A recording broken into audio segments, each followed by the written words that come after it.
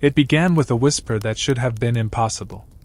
On the morning of November 13, 1974, 6 members of the DeFeo family were discovered dead inside their home at 112 Ocean Avenue, Amityville, New York. They had all been shot as they slept, parents and children alike. Only one survivor remained, their eldest son, Ronald. Butch, DeFeo Jr. Police reports and FBI files document the scene with a cold precision, each victim found lying face down, as if the house itself had swallowed their final breath. But here is the contradiction that has haunted investigators, skeptics, and believers for 50 years. Not a single neighbor heard the repeated blasts of a high-powered rifle. 6 victims, multiple shots, all fired within minutes, and the street outside remained silent. No one stirred. No one called the police. The murders, documented fact, were shrouded in an impossible quiet. That silence became the seed of a legend. Some called it coincidence. Others whispered that something darker was at play inside that house on Ocean Avenue. And over time, that whisper grew into one of the most famous haunted house stories in American history, the Amityville Horror. Quick pause. Where are you watching from, and what time is it right now? Comment below. It's always wild to see these sleepless stories circle the globe. Let's step back into that cold November morning. The DeFeo family was, in many ways, ordinary. Patriarch Ronald Sr., known as Big Ronnie, was a strict, domineering man who had risen to success in a Brooklyn car dealership. His wife, Louise, came from the Briganti family, well-off, deeply Catholic, proud of their suburban life in Long Island. Together they had 5 children, Ronald Jr., Butch, Dawn, Allison, Mark, and John Matthew. By the early 1970s, the DeFeos had moved to the quiet waterfront community of Amityville. Their home was instantly recognizable, an elegant Dutch colonial, painted white, with 2 quarter-moon windows in the gables that looked eerily like watchful eyes. That house would later become the stage for stories of flies, bleeding walls, phantom footsteps, and things that could not be explained. But in 1974, it was simply a family home. Behind closed doors, though, the picture was darker. Court records, FBI files, and neighbors' recollections tell us that Ronald Jr., Butch, was troubled long before the night of the murders. He struggled with heroin use, LSD, and anger issues. He often fought with his father. He was 23 years old, unemployed, and increasingly unstable.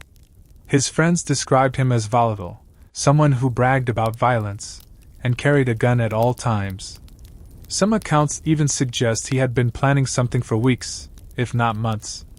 But no one, not his friends, not his family, imagined what he would eventually do. The official story tells us this. In the early hours of November 13, 1974, between 3 o'clock and 3:30 in the morning, Butch moved silently through the house carrying a .35 caliber Marlin rifle. He shot his father first, then his mother. Then he entered the bedrooms of his siblings, killing each one as they slept. Mark and John Matthew, just children, never woke up. Dawn and Allison, his sisters, died in their beds. Forensic reports indicate they were all shot face down, a detail that has puzzled criminologists for decades. How did 6 people die in succession without screaming, without fleeing, without neighbors hearing the rifles crack? By dawn, the house was silent. At around 6:30 a.m., Butch left the house and went to work at his family's dealership in Brooklyn. Later that morning, he stopped by a local bar called Henry's and claimed he couldn't reach his family. He even led a group of men back to Ocean Avenue, where they discovered the bodies together. Butch staged shock, wailing that his parents had been shot. Police were called. Within hours, suspicion turned to him. By the next day, he confessed. But if the confession closed the case for police, it opened 100 doors for everyone else. Here's where the story tilts from tragedy into the shadows. From the start, Butch DeFeo gave multiple, conflicting accounts. At first, he blamed a mob hitman named Louis Fellini. Later, he admitted he had done it himself.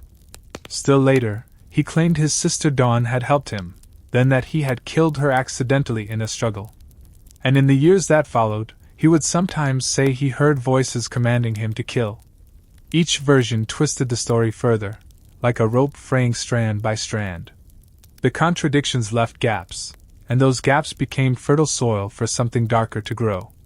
When the Lutz family moved into the house just over a year later, they would claim those same voices lingered, whispering in the night. They would describe rooms that froze without cause, swarms of flies in the middle of winter, and a black sludge seeping from the walls. Most chilling of all, they said their youngest daughter made a new friend, a pig-like creature with red glowing eyes, named Jody. Whether true or invented, their story struck a nerve. J. Anson's book The Amityville Horror sold millions, and Hollywood films turned Ocean Avenue into a haunted landmark. Skeptics tore the claims apart. Believers insisted something evil had rooted itself in the blood-soaked soil of Amityville. And through it all, one fact remained: 6 members of the DeFeo family had died inside that house, all in a single night, without a sound. The police reports end with a signature. The books end with a cliffhanger. But for those who still stand outside the gates of 112 Ocean Avenue, staring up at those quarter-moon windows, the silence is louder than the gunshots that were never heard. And it all began in that moment, November 13th, 1974, when the house itself seemed to hold its breath. He opened the door to the nursery, and what he saw ended his career forever. But before I tell you, I want to know, have you ever been so scared you quit your job on the spot? Tell me below. Amityville, New York, wasn't the kind of place people expected to see their names in newspapers.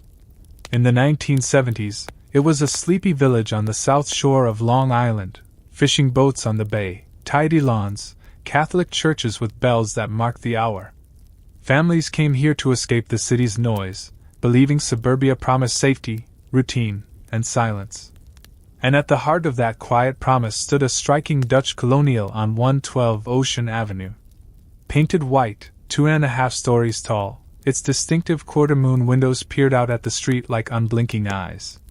To neighbors, it was a dream home, waterfront views, a boathouse, and plenty of room for a growing family. But for the DeFeos, the house was never entirely peaceful. The patriarch, Ronald Joseph, Big Ronnie, DeFeo Sr., worked at his father-in-law's car dealership in Brooklyn. He was proud, commanding, and often intimidating. Some say he carried himself like a man who could never be questioned. His wife, Louise Briganti DeFeo, came from a comfortable Catholic family.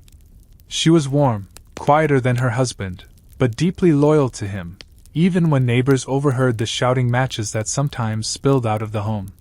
Together, they raised 5 children: Ronald Jr., Butch, Dawn, Allison, Mark, and John Matthew. On paper, they looked like the American dream. Butch, their eldest, should have been preparing to carry on the family's success. Instead, he was drifting. By the early 1970s, he had dropped out of school, picked up a heavy drug habit, heroin and LSD, mostly, and often clashed violently with his father. Friends recalled him as unpredictable, quick to anger, yet also strangely desperate for approval. Some nights he would rage. Other nights he would break down in tears. The younger siblings, Dawn, Allison, Mark, and John, were still in school, still full of ordinary childhood worries about grades, friends, and music. They had no idea how short their time would be. Amityville itself had its own quiet history, too. Before suburban streets and car dealerships, this part of Long Island was farmland and marshes, dotted with colonial homes and family cemeteries. Old-timers whispered stories of unsettled ground, though much of that may have been myth folded into the tragedy after the fact. What we know for certain is that by 1974, Amityville was no ghost town. It was a community of working families, mostly Catholic, many Italian-American, who trusted their neighbors and locked their doors at night without fear. That trust made the shock of the DeFeo murders cut even deeper. This wasn't some abandoned farmhouse at the edge of the woods. It was the picture of middle-class stability. But inside the walls of 112 Ocean Avenue, fractures were spreading. Court documents reveal that Butch had grown increasingly aggressive, sometimes pulling a gun on his father during heated arguments. On more than one occasion, he threatened violence, and then brushed it off as a joke. His father, Big Ronnie, refused to back down, two volatile forces locked in a cycle that terrified the rest of the family. And yet, no one left. They kept up appearances. Louise brought the children to Massachusetts. Neighbors waved from their driveways. The DeFeos looked intact from the outside. Only those closest to them sensed how tense the house had become. Some accounts, especially those that surfaced after the murders, suggest strange disturbances in the months leading up to November 1974. But here we need to be careful. The earliest reports of paranormal activity in Amityville come after the Lutz family moved in, not during the DeFeo years. Still, legends grew backward, attaching shadows to a family already marked by tragedy. People claimed the house carried an oppressive weight long before the gunshots. If you walk Ocean Avenue today, the houses are still lined neatly along the water, each one framed by trees that lean in the breeze. It's hard to imagine the chaos that once thundered inside those walls. Yet by piecing together the trial records, police reports, and neighbors' memories, we can see how ordinary dysfunction sharpened into something lethal. Ronald Jr. was spiraling. He had access to money, cars, and drugs, yet he felt controlled by his father, mocked by his peers, and powerless to change his future. It was a combustible mix, and the house itself seemed to amplify it. Doors slammed. Arguments erupted. Friends came and went. And in that fragile space between suburban comfort and family collapse, the seeds of violence took root. By autumn of 1974, Butch was openly threatening to kill his father. Friends heard him say it more than once. Few took him seriously. After all, talk was easier than action. Still, those who spent time at 112 Ocean Avenue noticed a shift in his demeanor. He was angrier, twitchier, and sometimes spoke of dark urges he couldn't explain. It was the calm before the storm, the house waiting, the family unaware, the neighbors unsuspecting. The Dutch Colonial on Ocean Avenue, with its bright windows and manicured yard, stood like a postcard of American suburbia. But behind its walls, the story was about to turn from domestic tension into something unthinkable. And when that night came, it would leave not just blood on the floors but an echo that millions would later call the Amityville Horror. Every haunting has its roots, and for the house on Ocean Avenue, the roots began as whispers, some real, some imagined, all feeding the legend that would follow. Before the night of the murders, neighbors already sensed that something inside the DeFeo household was off. Arguments bled through the walls, sometimes loud enough for passers-by to hear. Friends of Ronald Jr., or Butch, described him as restless, dangerous, and often consumed by drugs. On the surface, these were ordinary signs of a young man unraveling. But for those who believe in places carrying energy, those fights sounded less like family discord and more like the first tremors of a curse. By 1974, Butch was a storm in human form. He was only 23, but the weight of addiction pressed heavy. Friends said he used heroin daily, washed down with alcohol, and slipped into violent moods. His father, Big Ronnie, tried to rein him in with force. The clashes grew more intense, sometimes fists, sometimes firearms. One night, Butch reportedly pointed a shotgun at his father during an argument. He pulled the trigger. The gun jammed. His father laughed at him. That laugh echoed in Butch's head for weeks. Later, during interviews, he admitted that moment gnawed at him, that he felt humiliated, powerless, and hungry to prove he wasn't weak. Police and FBI files record this tension, noting the growing hostility between father and son. Stranger still were the claims that began trickling out after the murders. Friends and acquaintances recalled Butch muttering about voices, about shadows that seemed to follow him in the house. Some thought he was simply high, lost in paranoia. But years later, in prison interviews, he would insist that he had been tormented by whispers, commands that told him to pick up the rifle. Were those the hallucinations of a man drowning in drugs, or the first hints of something darker embedded in the house? Skeptics argue the former. Paranormal believers still point to this detail as proof that the Amityville house had already begun to feed. And then there were the subtler signs, the ones buried in hindsight. Relatives remembered that the younger DeFeo children sometimes avoided the basement, saying it felt heavy or cold. A cousin swore that dawn, The eldest daughter once confided that the house frightened her, though no one can verify the story. These fragments may be colored by memory and myth, yet they fuel the narrative that the house was never just a house. Outside the home, locals occasionally whispered that the property's land carried a dark history.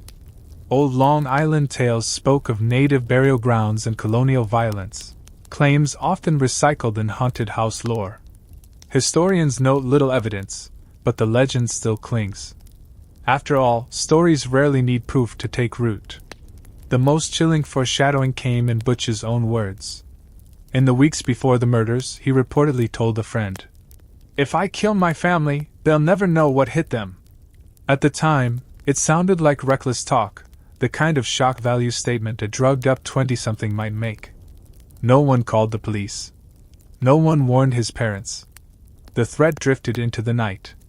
That same night, neighbors recalled, the DeFeo house looked calm, lamplight glowing in the windows, kids tucked in bed, and the quarter-moon gables staring blankly into the dark. The picture of ordinary life, masking a storm inside. When people retell this story now, they often mix the mundane with the supernatural, family fights with phantom whispers, real rage with imagined curses. This blending is exactly how legends are born. The DeFeo murders weren't just a crime, they became a canvas. Every argument, every cold draft, every muttered word of paranoia was painted as a brushstroke in the portrait of the Amityville Horror. But in those last days before November 13th, the DeFeo family was not thinking about ghosts or demons. They were thinking about bills, schoolwork, jobs, and the daily grind. Only Butch seemed to be slipping. Restless and haunted, by anger, by addiction, by voices only he could hear. And soon, the silence of Ocean Avenue would break. The house at 112 Ocean Avenue was quiet when night fell on November 13th. From the outside, it looked serene, warm lights glowing through its quarter-moon windows, the kind of scene you'd expect on a postcard. Inside, the DeFeo family prepared for bed, unaware that their final night was unfolding. Butch DeFeo, just 23, wasn't sleeping. He later told investigators he had been hearing whispers all day, voices that hissed in his ear and followed him from room to room. Some called it drug paranoia. Others, even now, believe it was the house itself stirring. Shortly after 3 a.m., Butch moved through the halls with a .35 caliber Marlin rifle in his hands. What makes this night so strange, and still debated nearly 50 years later, is the silence. He fired 8 shots in total. 6 members of the DeFeo family were struck where they slept. His father, Ronald Sr., and his mother, Louise, were killed in their bedroom. His brothers and sisters, Dawn, Allison, Mark, and John, were each found in their own beds. Neighbors reported no screams. No frantic cries pierced the night. Even the family's dog, locked in the yard, did not sound the alarm. One by one, the DeFeos were killed, but the house remained unnaturally still. Police files confirmed that none of the victims appeared to have moved from their sleeping positions. Beds were neat. Blankets pulled up to shoulders, as though each one had simply closed their eyes and surrendered to the gunfire without resistance. How does one explain that silence? Skeptics point to the power of the rifle, its shots so loud, so overwhelming, that victims may have been paralyzed with shock. Others suggest sedatives might have been involved, though autopsies showed no trace. Paranormal investigators take another view, that something in the house smothered the family, holding them down in their beds while Butch carried out his rampage. To this day, no theory fully explains why 6 people were killed in their own rooms without a single sign of struggle. It's one of the details that cements Amityville as more than just a crime scene, it's a mystery.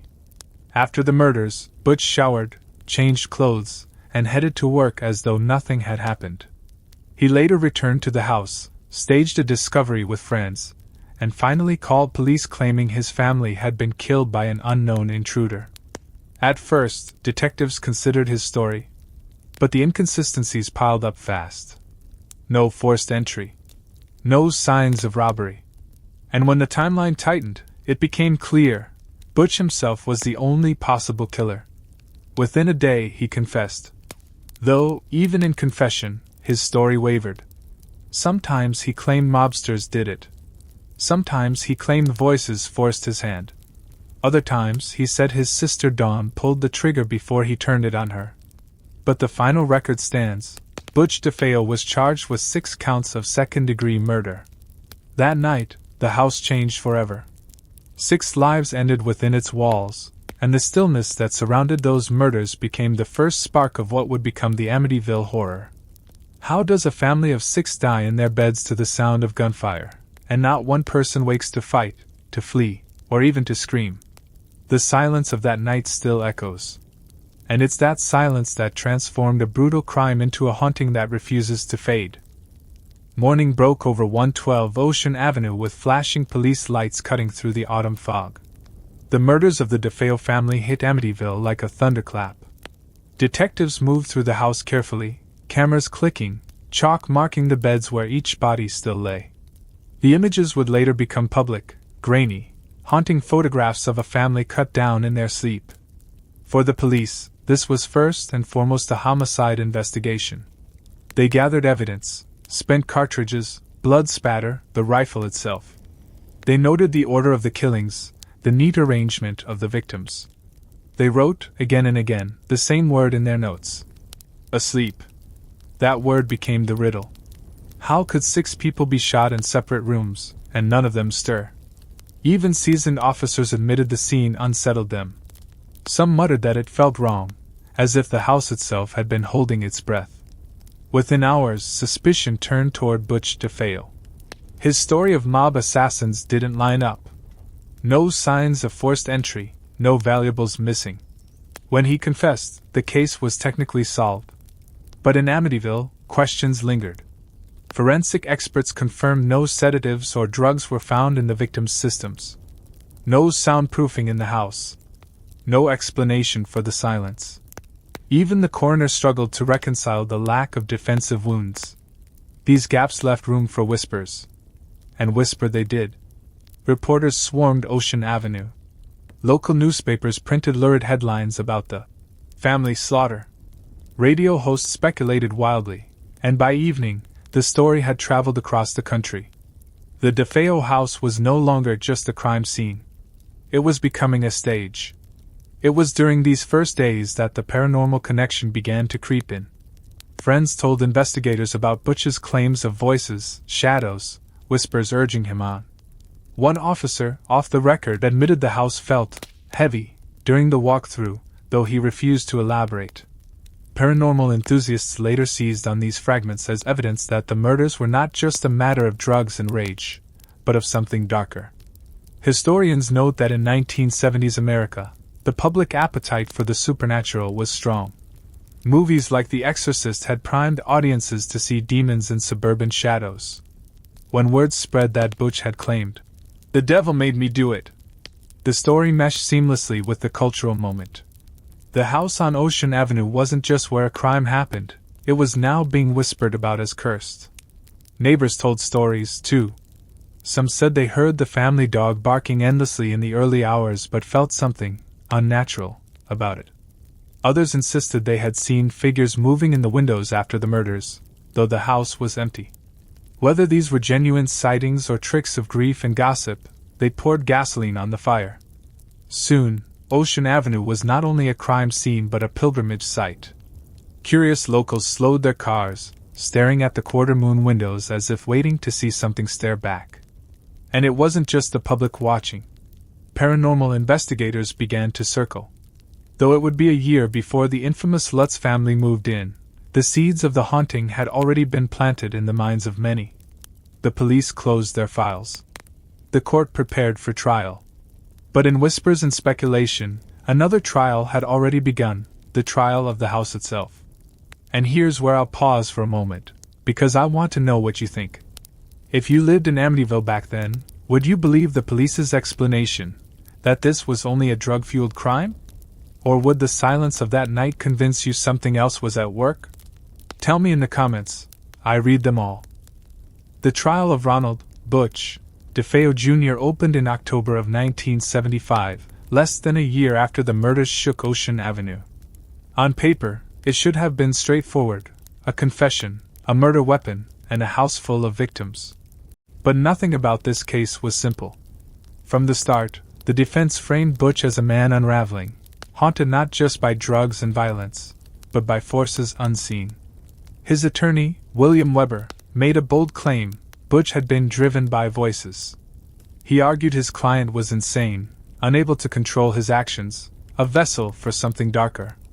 In one statement, Weber even suggested that possession should be considered. This was no ordinary courtroom drama. The jury wasn't just asked to weigh guilt. They were asked to decide if evil had a human face, or something more. Prosecutors, of course, pushed back hard. They painted Butch as a manipulative addict who snapped after years of conflict with his domineering father. They reminded the jury of his violent temper, his history of threats, even the night he pointed a rifle at his father and pulled the trigger. This wasn't madness, they said. It was malice. The star witness was Butch himself. On the stand, his stories shifted like smoke. Sometimes he claimed he acted alone. Other times he insisted his sister Dawn helped with the killings. At one point he suggested Dawn shot the younger siblings before he turned the gun on her. Then, just as quickly, he contradicted himself, claiming he alone bore the burden. To the jury, his words must have sounded like a carousel of ghosts, spinning, circling, never landing on one clear truth. Outside the courthouse, reporters ate it up. Headlines spoke of demonic voices and the Amityville Killer. By the mid-1970s, America was in the grip of supernatural fascination. Movies like The Exorcist had shown audiences what possession could look like. Now, in real life, they were hearing a man claim he had killed 6 people because whispers told him to.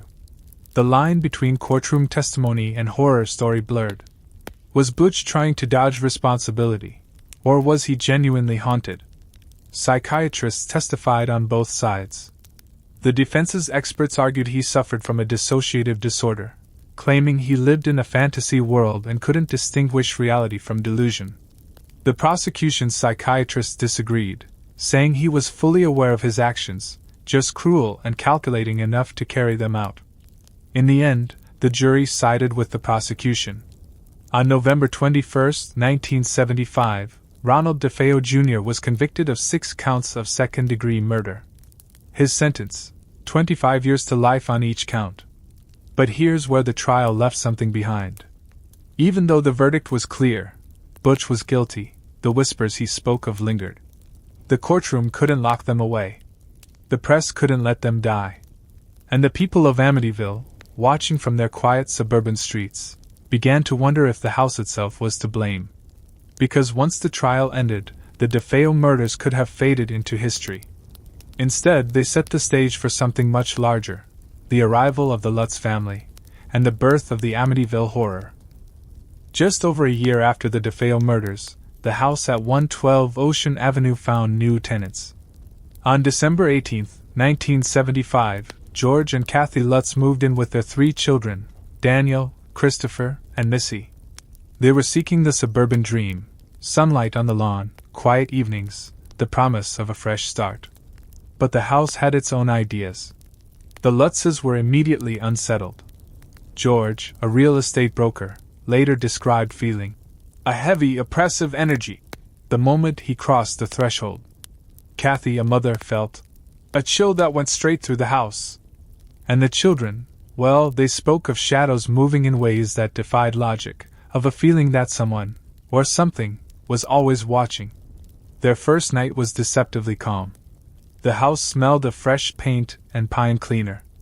Lights glowed warmly in the Dutch colonial windows, and the fireplaces crackled. Yet beneath that ordinary veneer, the house was already stirring. By the second night, strange things began. George claimed he woke to find the master bedroom door wide open, though he had closed it himself. Kathy reported lights flickering without cause. Daniel, the youngest, spoke of an imaginary friend, with glowing eyes, what the Lutzes would later call Jody, a sinister presence that seemed to monitor them. It was the kind of tension that slowly wraps around a family like fog, gentle at first, almost unnoticeable, until you realize it has you trapped. As days passed, the phenomena escalated. Doors slammed and locked themselves. Cold spots appeared in the middle of summer. The smell of rotting flesh wafted through rooms with no source. One evening, Kathy woke to find a green slime seeping from the walls of the basement. George reported hearing disembodied whispers chanting, "Get out!" Skeptics argue that much of this could have been stress, fear, or media influence. After all, the house was infamous. The Lutzes had bought it at a dramatically reduced price knowing the history. Yet the detailed diary entries and interviews recorded in Jay Anson's book The Amityville Horror suggest the family truly experienced something terrifying, something that made ordinary suburban life feel like a trap. One particularly chilling event occurred in the children's bedroom. George and Kathy reported that Missy's bed levitated, spinning in the air before crashing down. Daniel and Christopher claimed that Jody appeared at their door each night, staring with glowing red eyes and squealing like a pig. The house seemed to reject their presence, pushing them toward panic, yet somehow holding them captive. The family called priests and investigators, desperate for answers. 2 priests performed blessings, and yet the disturbances reportedly only intensified afterward. Paranormal teams began to visit, documenting strange readings and unexplained activity, but the phenomena remained defiant, elusive. In interviews, George Lutz described a feeling of being constantly watched, noting that the oppressive energy seemed to know when they were alone, when they were asleep, and when they tried to confront it. Lights turned on by themselves. Mirrors reflected shadows that weren't there. Doors opened to rooms that had been empty moments before. The very air inside the house carried a weight, an invisible presence that would not let go. Even the neighborhood felt different. Dogs would bark at the house for no reason. Neighbors reported seeing figures in the windows when no one was home. The house had become more than a building. It was an entity, aware and reactive. After just 28 days, the Lutzes fled. They left behind furniture, personal items, and the life they had hoped to build. Their escape was sudden, driven by terror that had slowly built into a crescendo. The story of their ordeal would be immortalized in Jay Anson's book, adapted into films, and forever entwined with the DeFeo murders. And just like that, a family tragedy transformed into a paranormal legend. Ocean Avenue was no longer just a street in Long Island. It was a symbol, a haunted epicenter where human violence and ghostly terror collided. But here's the lingering question: how much of what the Lutzes experienced was real, and how much was the house feeding off the shadows of its past? Were the whispers they heard truly supernatural, or were they echoes of a violent history no one could forget? After the Lutz family fled 112 Ocean Avenue, the house became a magnet, not for families, but for investigators, journalists, and the curious. Paranormal experts were drawn like moths to a flame, each hoping to capture evidence of what George and Kathy had described. But the house resisted easy answers. Equipment was set up, EMF meters hummed, thermometers measured impossible cold spots, cameras clicked into the dim light. Investigators reported doors opening and closing on their own. Shadows appeared in corners where no one stood. Cold drafts brushed the necks of the bold, whispering warnings through empty rooms. Some even claimed they felt a presence, intangible yet oppressive, watching their every move. Yet for every account of the supernatural, there was a skeptic ready to challenge it. Scientists, psychologists, and journalists noted inconsistencies. Some suggested the disturbances were the result of suggestion, stress, or the family's imagination. Others pointed to inconsistencies in Jay Anson's book The Amityville Horror, which had become the public record of the haunting.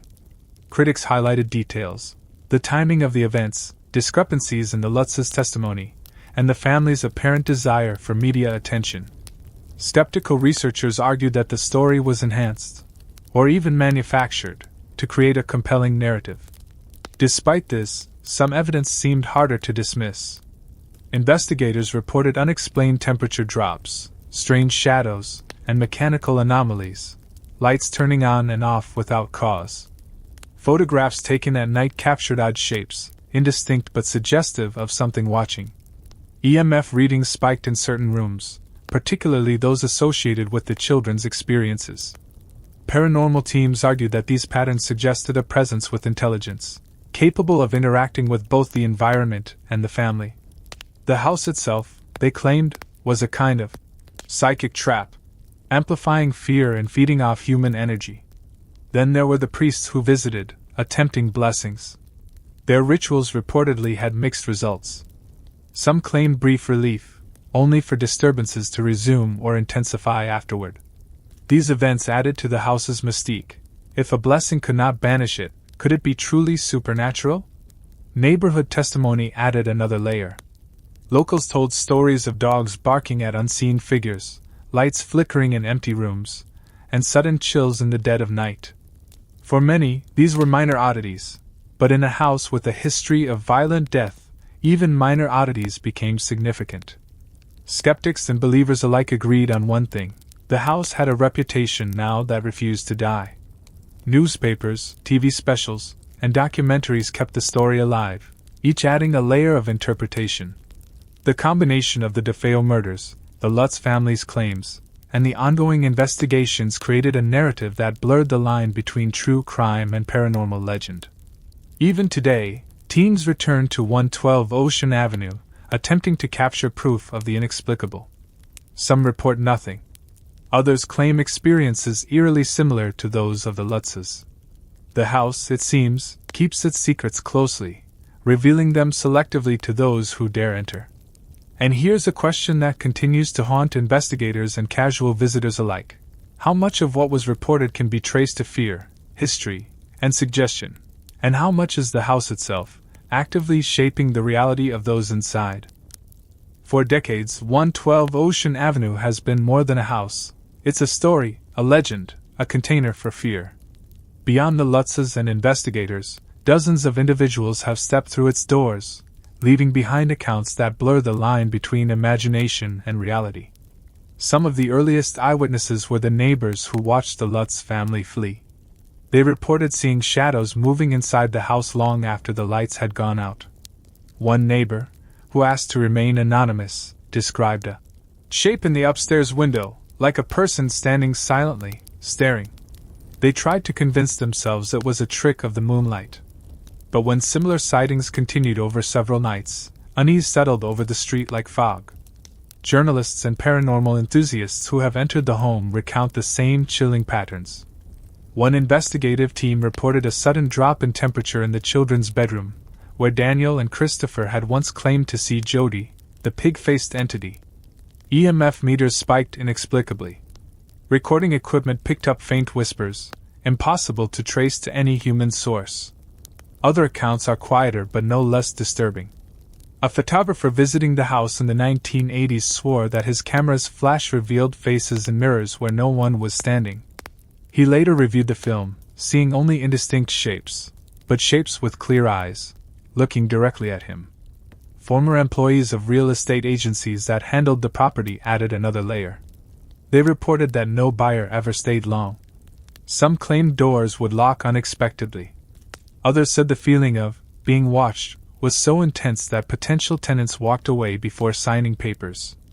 Even people who had no prior knowledge of the house's history admitted to an uncanny, almost instinctual fear upon entering.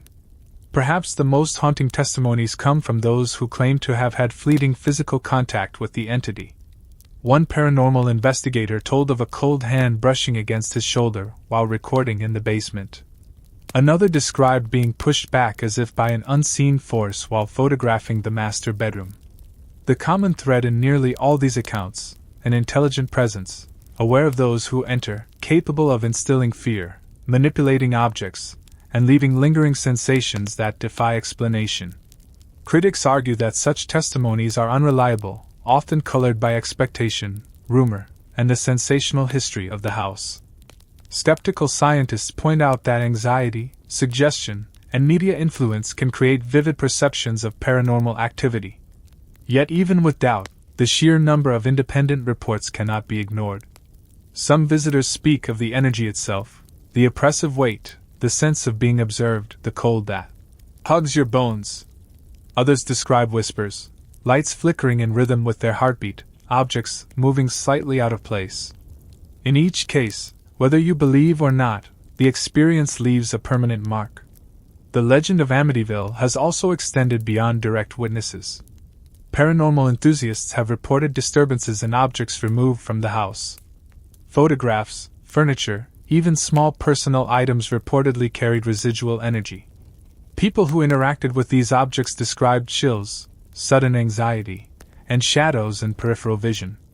It is as though the house, and the events within, refuse to remain confined to a single building. The history of violence, trauma, and fear seems to echo outward, touching anyone who comes near.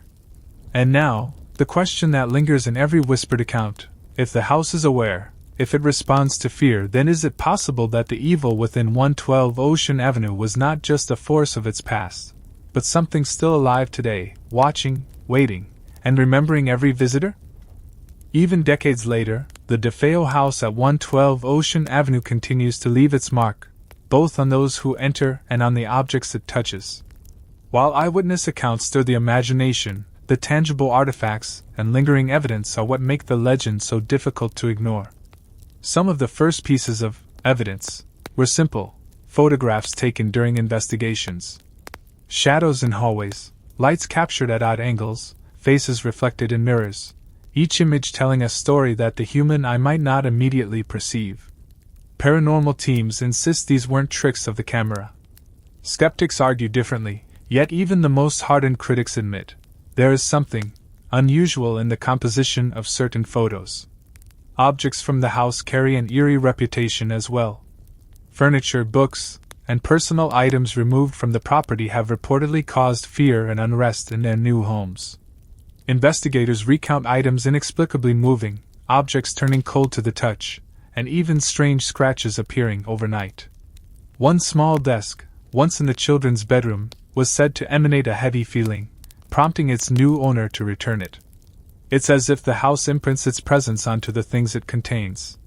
And if that is true, then every photograph, every chair, every candle holder becomes a potential conduit for the unsettling energy that remains.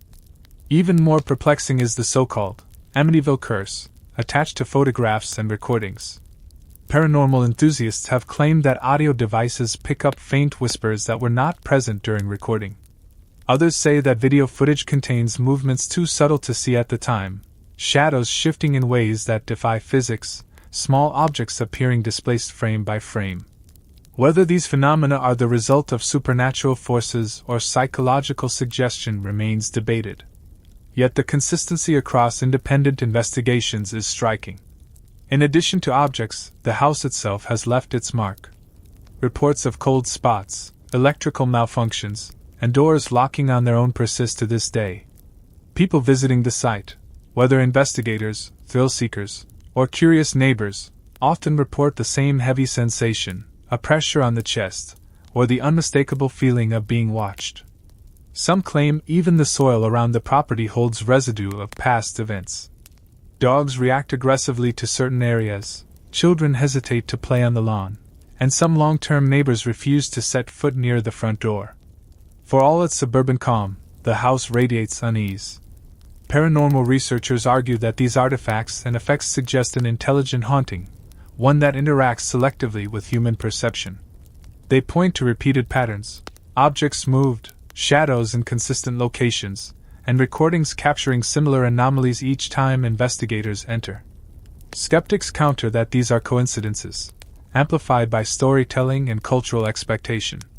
Yet for those who have personally witnessed the effects, there is no question, the house retains its presence. And now, a thought to chill your bones: those who handle items from the house often report disturbances appearing shortly afterward, lights flickering, objects moving, even strange auditory phenomena. It's as though the house leaves a fingerprint on reality, a lingering whisper that refuses to fade. Before we move to the conclusion, here's a question to leave you thinking. He opened the door to the nursery, and what he saw ended his career forever. But before I tell you, I want to know, have you ever been so close to something unseen that it made you question your sanity? By the late 1970s, the story of 112 Ocean Avenue had escaped the confines of Amityville and entered the national imagination. Books, documentaries, and films transformed the quiet Long Island street into a symbol of horror itself. The Lutz family's accounts, paired with the brutal DeFeo murders, created a narrative that would blur the lines between true crime and the paranormal for generations. The impact on American culture was immediate. Horror cinema drew inspiration from the tale, from the Amityville Horror, 1979, to countless subsequent adaptations. The story tapped into a deep fear that evil can exist where we feel safest, inside our homes, behind familiar walls, beneath the roofs that shelter our families. 112 Ocean Avenue became more than a house, it became a cautionary emblem of domestic terror. Psychologically, the legend has fascinated scholars and armchair detectives alike. The house embodies human anxieties about violence, family, and the unknown. It invites speculation. Can trauma leave a permanent imprint on a space? Can grief, rage, or evil seep into walls and floors, echoing through time? For many, the Amityville story is not just about ghosts, it's about how the past refuses to stay buried. Even today, tourists and investigators return to the area, drawn by the house's reputation. Documentaries dissect every inch of it. Paranormal teams attempt to capture new evidence. And through it all, 112 Ocean Avenue remains quietly defiant, a building with a memory too powerful to erase. The house also left a mark on those who lived it. The Lutzes carried their experiences with them for decades. Investigators and journalists reported lasting unease after entering the property. And the cultural obsession ensures that the story continues to ripple outward, influencing our collective imagination about haunted homes, restless spirits, and the shadow side of human nature. It's a tale that reminds us, history, memory, and fear can intertwine, creating a haunting that persists far beyond the walls of a single house. And perhaps, in some way, that is the true horror of Amityville, not what happened inside the DeFeo home, but the way its echo lingers in our minds. So, here's the final, chilling thought, the sleepless question. If you ever had to spend a night there, would you keep the lights off? Or would you run? Think carefully, because some doors, once opened, may never truly close.